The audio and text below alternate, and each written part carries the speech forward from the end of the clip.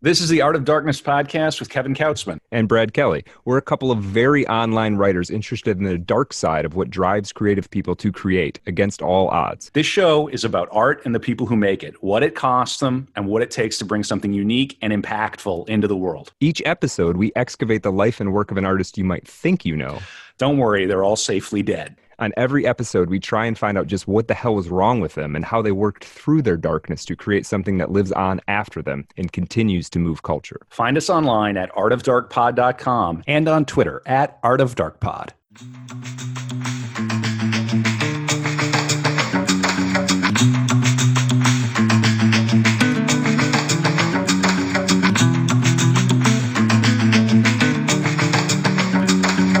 All right, we are back with another episode of Art of Darkness, the podcast about the dark side of creativity. I'm Kevin Kautzman, gearing up for our live show, The Uncanny Death of Harry Houdini, in Hamtramck, Michigan, October 26th.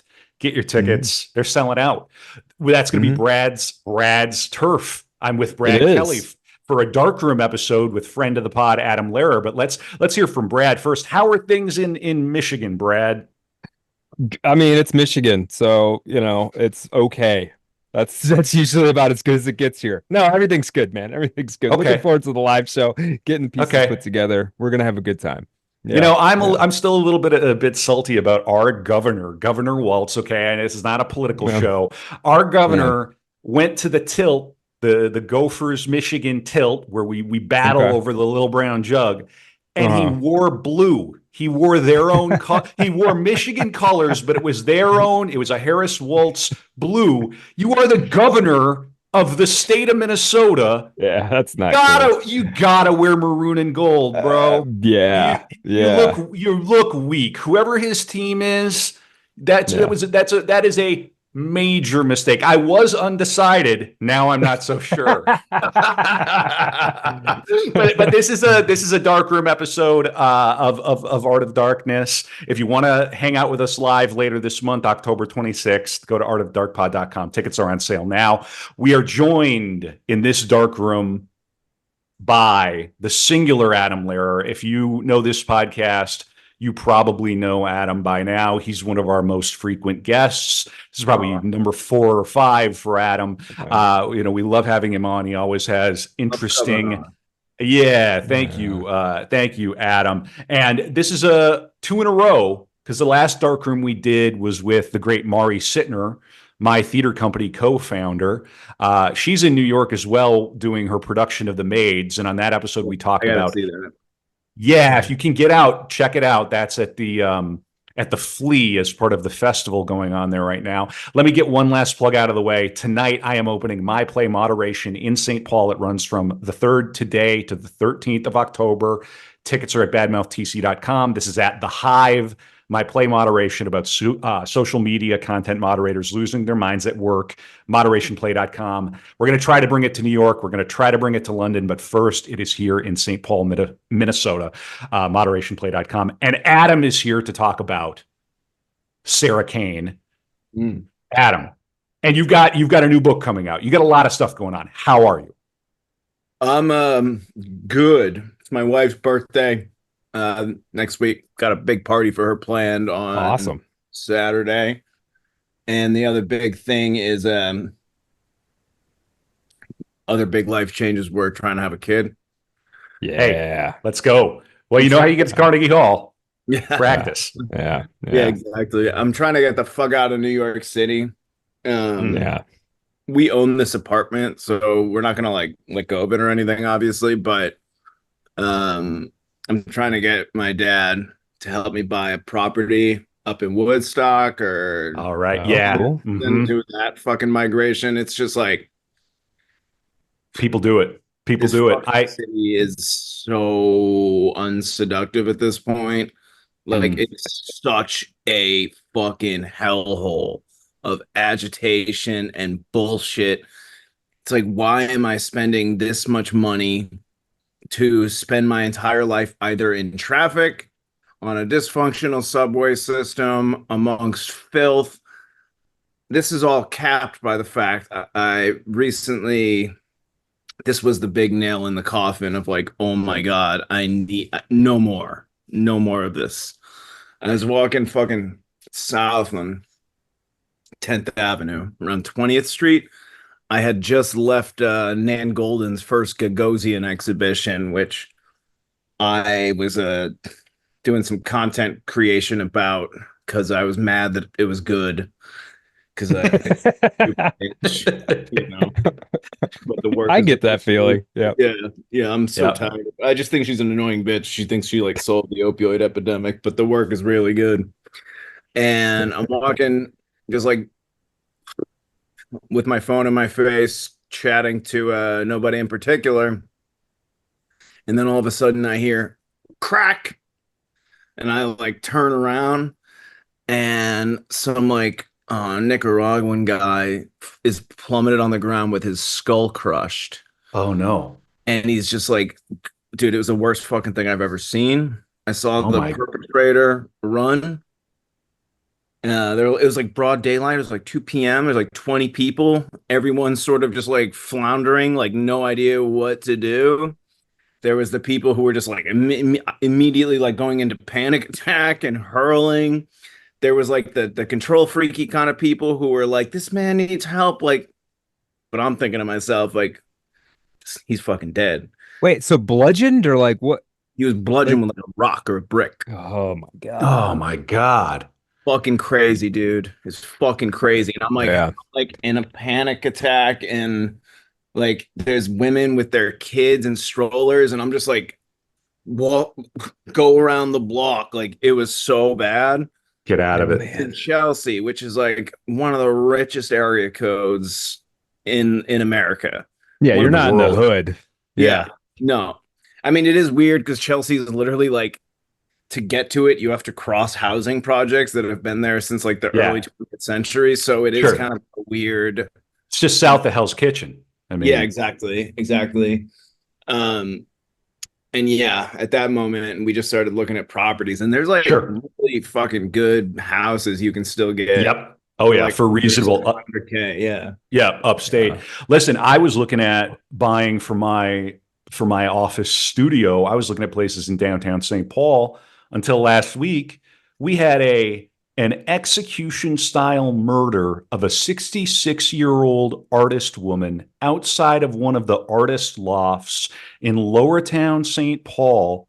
Some dude who should have been locked up for mental health, who had, a court order stayed, 29-year-old guy. This poor 66-year-old woman was like on her knees in an alley painting a mural. This guy came from the burbs, straight up shot her. And the police are saying, and like your worst nightmare kind of a scenario where it's like, well, if you just stay out of trouble and you don't do drugs and you don't get involved with bad people, this could never happen to you. Literally your worst nightmare. Grandma's just shot in cold blood on the street. The police officers, the chiefs they're going, I saw the video. I've never seen anything like this in 30 years of policing. And the guy went to the suburbs. They followed him to the suburbs. And death by cop, he got shot. This is everywhere now. And dude, it's crazy.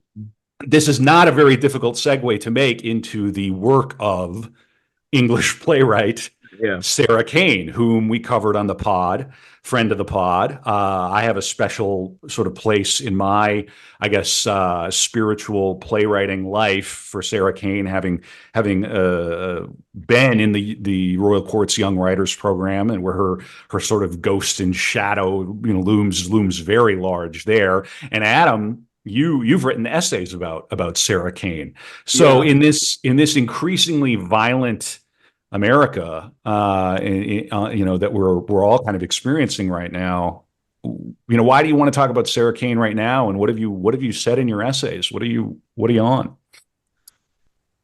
Well, the thing with Sarah Kane is, she was doing like a hyper violence to her work, but she was always trying to give it some meaning in a way that like she's working with like classical tropes, if not direct references to the Greeks, etc.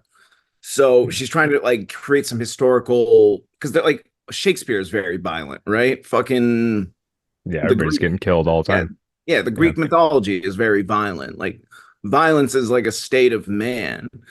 And when I saw, it was only 2 fucking weeks ago, I definitely got some PTSD from it. But the first thing you'll notice is how uncinematic it is. It's not like Scorsese stylization, like, it's just like crack person falls and then all of a sudden it's like vomit and whatnot everywhere. Yeah. And when you actually see hyperviolence in person, like, it wasn't even the first person I'd seen die. I watched my papa die. He was literally holding my hand, but that was beautiful. He was at peace, and it was like this great moment that I get to have in my life.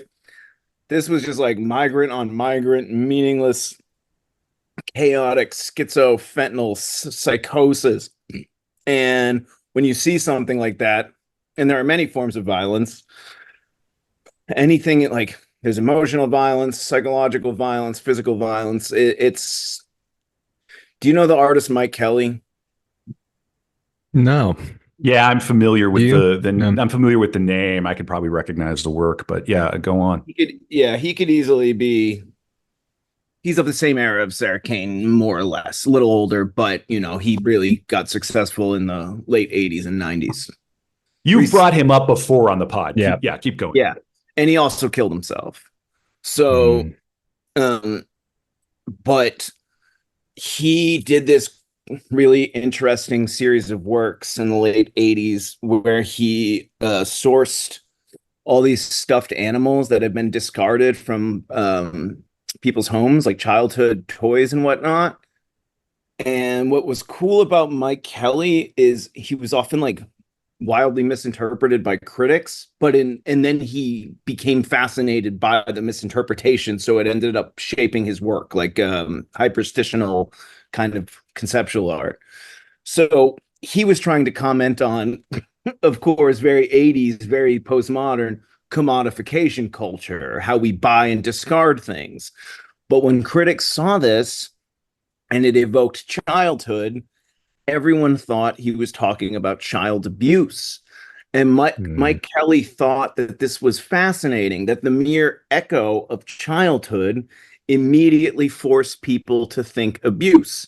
And therefore, he came up, all his work, therefore, after is about trauma, because he believed that if that's your first association with your childhood is trauma, then trauma is the fundamental state of reality. That's the same zone Sarah Kane works in. Trauma is completely inevitable.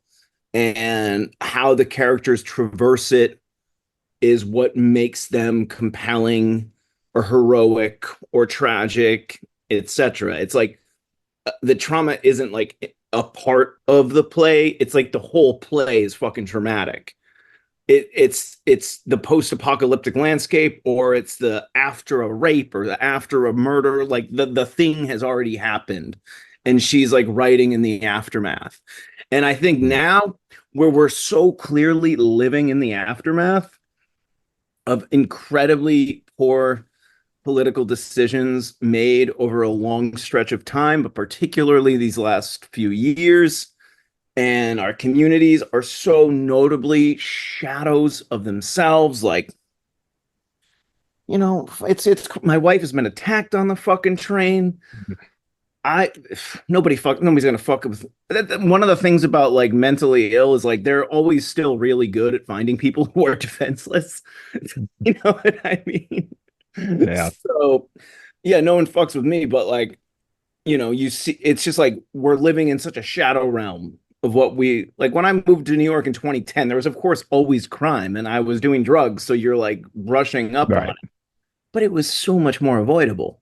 No, but I mean, I'm from the Detroit area, right? So I know all either firsthand, secondhand, or thirdhand. I'm familiar with all kinds of anecdotes about violence and crime. But it used to be you would get mugged. Now it's like you will get randomly attacked by a psychopath. It's like a totally different species of act in a way. Exactly. Right? Exactly. Yeah. Like when you're mugged, the person is in some sense rational and probably just desperate for your money. Right. The drugs have gotten worse and people have lost their fucking minds. So you can't even just buy them off with the $100 in your bill. It's like, no, you're getting raped unless you can fucking fight to the death with this fucking person. Right. I was talking to a woman earlier today at the great coffee shop over in St. Paul, Cadence Records. If you're ever in St. Paul, I got a $25 vinyl of Ziggy Stardust. Made my day, and like an old one, not a reprint, like.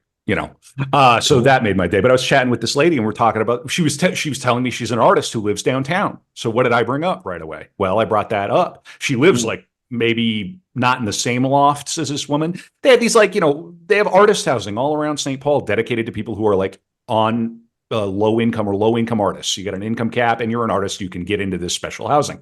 Sounds like a good idea until somebody murders you in cold blood on the street while you're making a mural. And what I said to this woman is that like it's amazing anything is working at all right now for all the things Adam was just talking about. And if you imagine the bell curve, like the past 4 years have driven everybody a little bit nuts.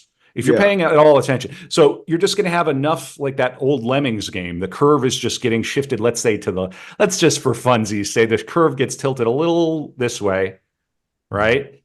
Mm-hmm. Enough people are going to fall off on the edge that you're going to start to feel it. And I think that's where we are. Like we're holding it together, mid curvers, and people on the other end, we're holding it together barely, right? But there are people, they're not built for this. They're not built for what's happening right now, for the madness, and you talked too about the drugs, Adam, getting worse. Like what specifically do you mean? Do you mean fentanyl or fentanyl, trank? I don't think, you can't, I feel bad for junkies now, you can't even get clean heroin anymore. Instead, they're taking all this like fake pharmaceutical junk that clearly drives people insane. Yeah. No, and like, it's like a volume thing, right? Like it's just we're dealing with basic logic here. If you dump millions of people onto a population, that's a new element of the population to deal with. There is, it turns out, a finite number of resources, and on top of that, this is how you can like this is the true libtard test is like, all right, do you really believe that people coming from war-torn countries are, at the very least, not going to be ridden with PTSD, or at the very worst, have become like completely craven and murderous themselves? Like, do you not have that basic sense of human nature? And if someone's like, well, no, I still feel bad, like, enough. That's what they do, is like they try to truly manipulate empathy and make you feel like a bad person for just having like a basic reasonable sense of how human beings are. Right. And I had this really funny thing. I have like a few transgender artists who are like completely parasocially addicted to my content. And one of them in particular I've made worse because I always get her confused with one of the other ones, and like her name is Ada, but I've called her Shelly like several times because Shelly is like the more talented one of the two. And she's always like, I'm Ada. But she sent me like this fucking brick of a DM about my MAGA support or whatever. And she's like, I understand that libtards are bad, blah, blah, blah, but you have to understand people from my community are afraid of being raped in prison if he gets elected. I'm thinking to myself, like, I'm 200 pounds with like 6% body fat, and yet if I went to prison, I'm still for sure getting raped. You know what I mean? Like, it's just don't go to prison. If try not. Like, if they're gonna like manipulate your good nature and empathy in such like an obvious and craven kind of way, then you're dealing with like people who have completely lost grip on reality. And there's a total excess of people with no basic sense of reality. Oh yeah, well, they gotta like personify. I mean, it's this whole boogeyman phenomena. Yeah, a lot of people need that individually in their lives, and societies kind of need that too. So it's like, if he's elected, he's gonna steal my dreams. Like it becomes this like horror movie sort of like, yeah, you know what I mean?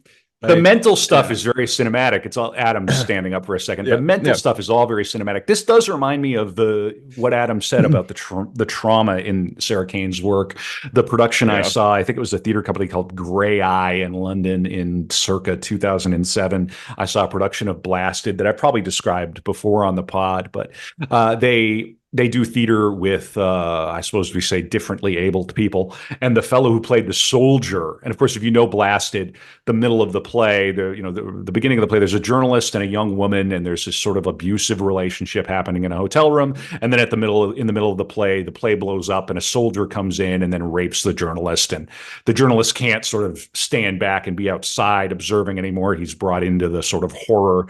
And in this version of the play that I saw, the man who played the soldier had no legs, and so they had the set up so that he was like crawling around, like with he was jacked, his upper body was like, he was pumped, and he was crawling around. It was truly horrific. And when I first saw it, I had this visceral gut hate reaction. And then it was 2 weeks later, I said, "Oh, that's the best thing I've seen since being over here." Because I had that reaction. I felt something, and when you fully understand it, and I'm a pleb from the middle. I'm from Flyover's Flyover.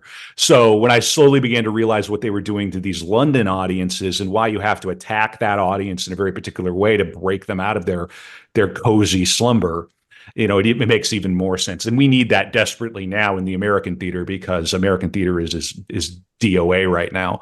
COVID killed something that was already dead, so we need bright, new, vital, original plays and musicals that aren't just people playing career games and angling for Disney contracts. Yeah. That's another thing that makes Sarah Kane so interesting too, is like, there are very few.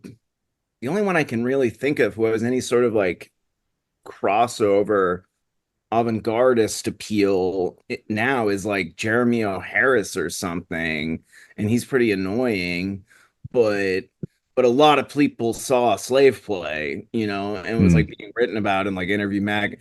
I actually saw it, and I was kind of shocked because I really kind of dug it in a lot of ways. But Sarah Kane, when I listened to your show, I think there was comment about how like, people who don't know playwrights, but they know like conceptual art and like they know underground literature, they know who she is. And it is interesting that like, because the way I found out about her was via this writer from the UK who's a bit younger than me named Charlie Fox. And he similarly to me uses writing as like he builds like a broader aesthetic performatively around the writing in a way that resonates with me. But he's this gay guy, and he's got a very like, I don't know how to describe his aesthetic, spooky kitsch or something like that. But he was posting or writing about Sarah Kane, so I checked her work out during COVID, and I immediately like just completely loved it, because there's very few like, aside from like the greats, Beckett and whatever, it's hard to sometimes read plays in the form of a play. It's fun to watch them, but she's great to read. And she's like part of a generation in the UK in the 90s that was very much dealing, the young British artists, Jake and Dinos Chapman, Damien Hirst, Sarah Lucas, and then on big avant-garde movement in fashion with Galliano and McQueen, and in all of this, you could pretty much, even though it's different, you could say there's a subversive sensibility, uniquely British, that runs through all of it. Oh fuck. It's all right, Adam. No, and it can only be done in the theater. This work could not. You're not adapting Blasted for the screen. And one of the things I know for a fact that I suffer from as an American playwright, and my colleagues, such as they are, suffer from, is that we think in cinema first. She was Sarah Kane. We've said this many times now on the pod, but she really was a creature of the theater, and that was her first and last thing. I think she probably would have kept writing for the screen. She had that one short film, and you can only imagine. I can only wonder what what she would have ended up doing if she had written a feature film. I wonder what a Sarah Kane feature film would have looked like. But yeah, this stuff is very, very, very theatrical. Americans think in cinema first, and that's something. If you want to be a serious American playwright, you got to kind of knock that out of your head. But a lot of American playwrights on the DL are they're just angling for Hollywood jobs. They're just doing this as a way sort of maneuver their way so they can write the vampire show for Amazon or whatever it is. But yeah. This conversation reminds me of a question, Adam, you ask in your essay on Sarah Kane, and I think maybe we can get some good back and forth about it, which was, and I'll just quote you, but why does our theater feel so disconnected from both the modernist instinct and its radical history? And sort of further from that, why does theater feel like it's isolated? It's like hermetically sealed from the rest of literature, music, and film, and all of that. Yeah. Yeah. Well, I mean, it's something I think about because I'm still basically a member of the art world, like, but I don't make visual art, you know what I mean? But like in the scene or whatever, artists hang out, filmmakers hang out, musicians hang out, painters hang out, but like play people like Broadway and off Broadway completely in their own world. For one thing, it's like maybe it's an uptown versus midtown thing, but it was only the Dime Square thing happening here that brought plays at all back to subversive aesthetics. Whereas historically, especially during the earlier modernism, theater was 100% like part of the surrealist movement, part of the Dada movement. Like, and back then it was still, what I really like about that era of art is that like every artist made basically everything, so like, Bataille painted, he was a philosopher, he wrote smut. Antonin Artaud is a philosopher, he's a playwright, he's a poet, he's an actor, and that doesn't really happen. Maybe that's due to the business organization of Broadway itself, which is like, right. I don't know if I ever told you this, but I have a direct familial connection to like big time fucking Broadway. My gay uncle, my dad's brother's husband, her life partner, is Jeffrey Seller, who was the money man behind Rent, Avenue Q, and Hamilton. Wow. Okay. And they buy a shitload of art. They're rich as fuck, but like Broadway is not really part of the art world in New York in a way that there's a fluidness between. Speaking of fluid, I think I fucked my fluid IQ with steroids, but there's not the fluency between mediums that you have with like filmmakers and painters and such with the play world as much. It's like theater kids are now kind of their own species or their own kind of thing with their own sort of understanding of performance, and like plays now just don't seem all that interested in the modernist avant-garde or whatever. It doesn't. It seems like there's probably way more plays going on in New York that are good that I just don't know about because they're just like not in my algorithm. They're not like. Well, this is one of the complaints that we have in the theater and that I have of a lot of plays. It's been going on for a long time. It's like it seems like we're making theater for other theater people. And we make that critique, and then it's like, okay, but then what? What are you trying to do? And there are little sort of hack ways that they try to get around this. Like every few years, the theater in New York or elsewhere will try to make a sports play. And that's their sort of way of, they think they're reaching out to the chuds with that. And they never understand sports. It'll be some young woman from Yale who was on a soccer team once, and she'll write about it. And everybody's supposed to fall over themselves because it's so active, right? Because because these people are fundamentally anti-intellectual. They have no ideas. They're empty vessels. They want to write. They're NPR people through and through.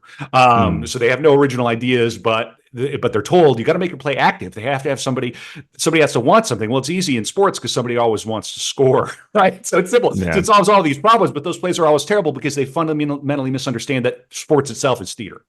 So you're not exactly right. So, and these are people who will roll their eyes at sports, or they may have an appreciation for it, but they kind of use it as a cheap trick. So you're going to see that. Then, and then otherwise, I really don't know what they're trying to do to quote unquote put butts in seats. And so what they end up falling back on is, generally speaking, is work that's going to appeal to sort of the middle left denominator of whatever is sort of coming out of NPR and the New York Times at the moment, to try to win awards, to try to enter the discourse, to try to get the article written about them in the New York Times so they can have a career, so they can go on and do the next one. But it's all fundamentally very, very, very dead. And Adam, if you have any ideas about how theater artists could do more to sort of better, I guess, associate or I hate to say the word integrate, but like, how do we cross that transom?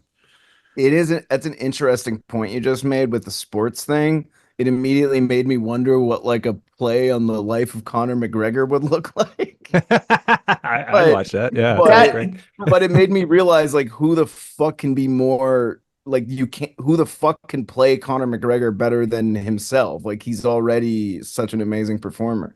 But what do you think about this? Like, did you guys happen to read when it was happening Paglia's essay on Weinstein when the accusation? I did. Yeah. Trying to think of. I don't remember it very well, but I do remember reading it. Yeah. But so tell us she about it. compares actors and theater performers to athletes in that both require discipline of the body. But actors have to have like she says they have to congeal as a temporary family, like the whole production does. They're going to be dealing with like, even if pantomimed, really high emotions. And let's face it, you get a bunch of fucking hot people into a crowd, there's going to be a simmering sexual, like, it's unavoidable. Sexual chemistry is unavoidable, of course. Yeah. Well, and plus you're training people to some of the people to have sexual chemistry, right? It's like we got to work together till we have sexual chemistry in some cases. Totally. So, like you wonder like some like Brokeback Mountain or something as two straight actors. But like something's going on there. It's which makes it such an incredibly powerful and beautiful movie. Well, we have this whole like subculture of prudes and like these people have become like complete prudes, ready to pounce on any director or producer or actor who makes a pass at them. And this is not just women. This is like gay guys do this now too. Like, instead of having this like warm, like, okay, it's going to get weird, like, sexual anxiety will happen. Everyone has to go into this like, oh, this is they have to like decompress this part of human nature and go into like cop mode. And if you have these like rigid moral standards around something which is supposed to be so intense and based on like instinct and body language and body chemistry, literally like all these things happening at the same time, if you put this layer of discontent around HR, human resources. Exactly. Well, I mean, I like a simple way of thinking about it. It's like if as Kevin likes to say, there's a tweet going around, you have to be so horny to make theater. It's my favorite tweet. You have to be so horny to do theater. Well, if that's true, and then you basically make being horny illegal, then what do you expect to happen to the theater, right? Like that's the natural outcome. That is a great point. I mean, I wouldn't go out of my way to defend Weinstein, but I know what you're saying, Adam, and I get the gist of what Polly is saying too. Yeah, it has to be. She calls Harvey a piece of shit in the essay. She knew he was of course for years at that point. It's everybody did. She was just like writing about like, okay, so what do we do now? Like, do we now that we know the casting couch is for sure real? Do we go into like moral hysteric meltdown mode, or do we just look out for predators where they actually exist, and still try and like maintain a semblance of like of lost beauty, whatever. Absolutely, and beauty is key, and eros is key, and the theater was associated with Dionysus and with the Dionysian, and that's long gone. I mean, and these people can't help themselves but return to sort of their puritanical roots by way of the civil rights movement. That whole direct line going back to sort of that style, even if and they're not doing it consciously. That's the other thing; they're doing it unconsciously, so it's 10 times more powerful because it's just the way things are. How dare you go against the way things are? We used to have a word for it. I mean, it's called a showmance, Adam. When you hook up with somebody, during a production, it's called a showmance. Or you have a little fling with somebody, or even just have feelings. You catch feelings. Yeah, it's like you become a little kind of a twisted little family for the length of the production.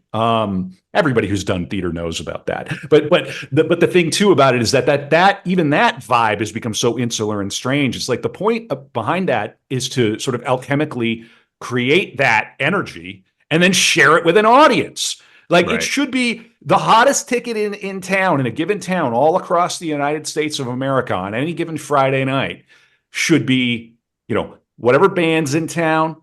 That's great. And the theater should be right next to it. And it's not, because it's not sexy. I just went and I saw a band called French Police at the Entry down. It's the second venue that's at First Avenue, and it was like being in like a Zoomer kid's idea of an '80s vampire movie, and it was sexy. And if I was out dating, yeah, great. Check out French Police, really fun. They're like this early Cure sounding Mexican American band from Chicago. And drum machine, bringing the drum machine back. But if I was going on a date, that would have been a great night. You know what I mean? And we got to make the same thing happen in the American theater. You got to make it cool again. You got to make it sexy again. You got to make it punk again. You got to put on a new play for $5,000 or less in Cleveland and get back to me. We got to take it away from the New York Times and that cult of death that they operate. Yeah. Adam. Do you know Roman D'Ambrosio? Again, a name. Yeah, he's not really known yet, but he's a Dime Square kid, so I always see him around, and he's a sweet kid. But he's doing a ton of play stuff. Nice, and he gets people to go to them as well. So Roman, if you're hearing this, come on the pod. All right, we want to hear from you. We're not hard. Really, no, we're not hard to find. artofdarkpod@gmail.com. Adam, how many essays have you written on Kane? Did you write the one? Because I'm looking at Theatrical Modernism Died with British playwright Sarah Kane. That's the only one I published. Yeah. I have another one in my notes app. Gotcha. So we got to get you to publish that.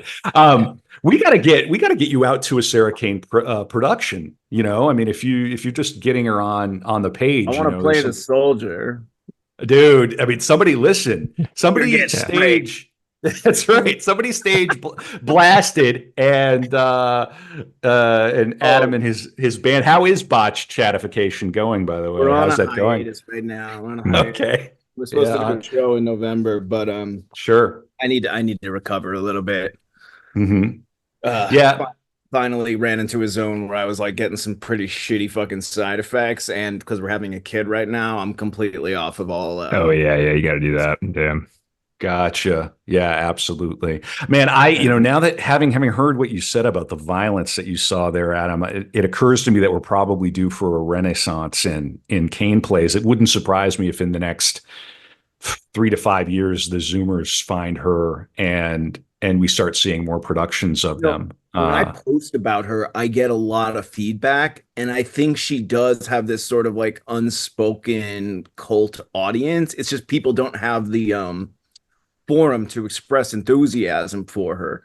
But when I published the essay, I got a ton of messages from people saying how much they love her. And I think what's resonating now is, she was coming of the 90s, which is like, if you're living in London and the New York in the 90s, that's like the pinnacle of human existence, right? Like fattest fucking salaries. So her work is like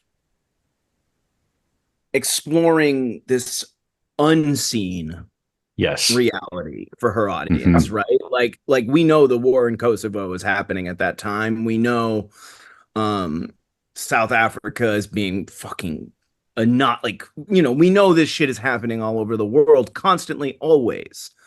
But now, for the first time ever, or ordinary Americans seeing this kind of like super hyper violence, like themselves. So it's like the dark, unseen thing in her work, which is war and violence, is now in your community. Sure. And it came for us. I mean, and she was doing it for the posh Tony British, and it doesn't get more posh than the area the Royal Court Theatre is situated in. I mean, it's Kensington, Chelsea, it's the Royal Borough, it's money. Very fancy, very rich people who never have to actually confront the reality of all the stuff they're reading about in the paper. So she was doing that on purpose. And then, of course, what happens to us, in America, we have 9/11 happen not long after. And so it's sort of like the war comes home. And now we're Adam is, as he describes, where we have this refugee immigrant overwhelming situation, and we're seeing people get bricked to death in the street in Manhattan, apparently. So I can see. I wander a lot, that's basically what I do. I wander and I make notes and I collect content. So I've seen a lot of fucked up shit, obviously, like over the last 10 years, but this was just like, what the fuck? I can't get out of my head. It was the worst like image I've ever seen in my life. Oh my God. I'm sorry that you saw that. I mean, was there any news printed about this? There must have been something in the news. Yeah, I looked it up after the New York Post wrote about it. They got the guy who they arrested someone, but he didn't have an ID card. Shocker. Right, surprise. Shocker. And then, oh my God, you know what really shocked me the most is how calm the cops were. Like, it made me realize that they'd probably already had like 4 or 5 phone calls like that day, and that like city police must be like the hardest. It's no, like, of course they get cynical. How could you fucking not? Like you have to be hard when that's your job. Anyways, it gave me this kind of warped respect of police, because the rest of us were in the throes of panic attack, but they're like, everybody stay calm. The ambulance will be here. Right. I would not want the job. I would not want to be Minneapolis PD. I would not want to be New York City PD. The things that those guys go through. That I often think I'd be good at. Like if I had another like life, I think I'd be a pretty good detective, or maybe I just want to be Rustin Cole or something. Sure. But, yeah. Imagine I have a friend who actually lives across the street that Michelle went to high school with, and he was working in East Harlem for 2 years as a beat cop, and he finally got his transfer after he witnessed a triple homicide home invasion. He was just like, no more. And now he's working in Greenpoint, Brooklyn, which is more like petty theft and stuff like that. Yeah, I can't imagine what that would do to people. I mean, obviously, it's the stuff of drama. One thing I love about the Kane work, and getting back to Blasted, is that she throws that journalist into the play. And this is a thing that you see. What's one of the things we say on Twitter all the time? You don't hate journalists enough. Sarah Kane, Sarah Kane did. She did. Yeah. She hated journalists enough. I mean, and if you want to see a play about a journalist getting his, watch Blasted. But what you have in the American theater is this petit bourgeois, striver, hick lib, and or straight up, urban middle class, upper middle class, even straight up moneyed class, putting on plays to win awards and prizes, and to sort of reinforce their status, and or to marry into security and to sort of raise their social standing by writing plays about girls' soccer teams, and that kind of thing. But what they'll often do the sign of one of these plays that you're gonna end up having a broccoli theater, eat your broccoli kind of a play, or sort of a secular church kind of a play. Very frequently there will be a journalist or a white collar professional of some sort who stands in for the audience and for the good people who know they're good people and who are at the theater because they're good people, because good people eat their broccoli. So if you're out and about imbibing new plays and the journalist on stage is not raped within the first 60 minutes, just know that you're probably eating broccoli. You're bored for a reason, right? You're bored for a reason. But I hate that. I hate that impulse. Yeah. Mm-hmm. This reminds me of the latest new play that has come to my attention just in the last few days via Twitter, which is like some kind of January 6th play where a caricature of a caricature of a Republican is sort of featured prominently. And you watch like the 1-minute trailer and you're like, oh, this is written by a person who doesn't know anyone who disagrees with them in their real life. Or they do, and they may only see them at Thanksgiving when they go back to Fort Worth, right? They got out. Yeah. They got out. Yeah. But so I mean, Adam, we got another 10 minutes, and then we'll come back for the dark room for our patrons, for our DOMs and subs, Patreon, Substack. You know where to find it.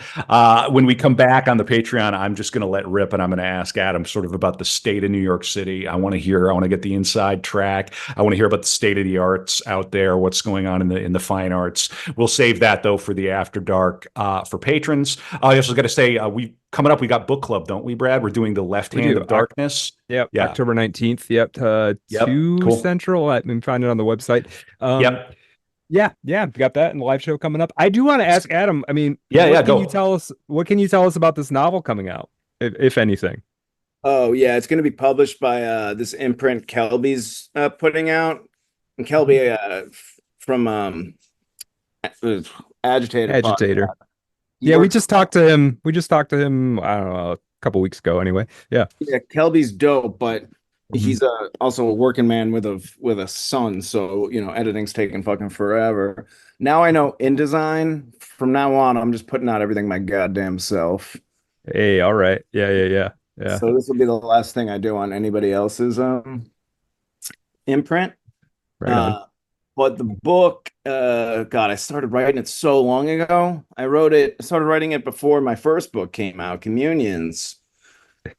When it came out, when I first started writing it, it was definitely coming from a place of like rage.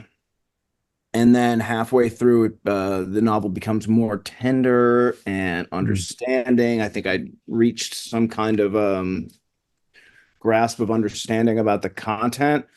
It's basically about a craven politico who has like moonlights in his personal time as a violent sadist, and then accusations present themselves, and since he doesn't really believe in anything or care about anything anyways, he goes on female hormones and says like his repressed gender that caused him to act out, and then I switched the pronouns. Maybe I'm giving away too much now. Okay. And then there's a love story. There's some forgiveness and some tenderness. Okay. It's a fucking weird one, and at this point, I don't even care if it's fucking good or bad. I just gotta like get it off my chest. Right on. What's it called? What's the title? All right, so operating title is S/he, she, parentheses, truth faith. Okay. All right, man. Well, we'll once that's like ready for people to click buy, let us know. We'll have you back on. We'll talk about it. Well, I think what we should do is can we include it in book club, Adam? Oh, hell yeah. All right. Yeah, so we'll do there you go. Yeah. 2025 Art of Darkness book club for patrons. We will do Adam's new novel, and awesome. Adam, you'll have to join us for that. Our audience is very friendly. I met one of our audience today, Brad. He's this young guy who He said during lunch, I took him out to lunch. He's here in town for an interview, and we were talking about 9/11. He's like, I wasn't even born yet. I'm like, oh God. Oh no. Oh, I gotta hurry up and produce more stuff, man. I gotta get going. And then I gotta ask, I mean, you know, obviously Adam, you're our guest, but I gotta ask Brad now too. How you're very close, aren't you, to dropping a novel? You guys are gonna be novel buddies. You're gonna be dropping novels right at the same time, pretty much. Huh? Yeah, it's basically done. I mean, I don't know what the hell is happening next with it, but as a text, it's effectively done. So something's gonna happen with that here, you know, soon. So I'm excited about it. Yeah. Amazing. You'll be hearing more about it. Oh, 9/11 real quick. I just wanted to say that Sarah 9/11, if she hadn't killed herself 2 years before, 9/11 is the like climax of Sarah Kane's work. Yes. That is the ripping off of the Band-Aid of Western society that she's talking about this thing that happens in the world that we don't see. 9/11 was the shocking removal of that band. You remember Carlene Stockhausen called it the greatest art image he had ever seen. He got a lot of backlash for it. But what he meant is he had the foresight to know nothing would ever be the same ever again.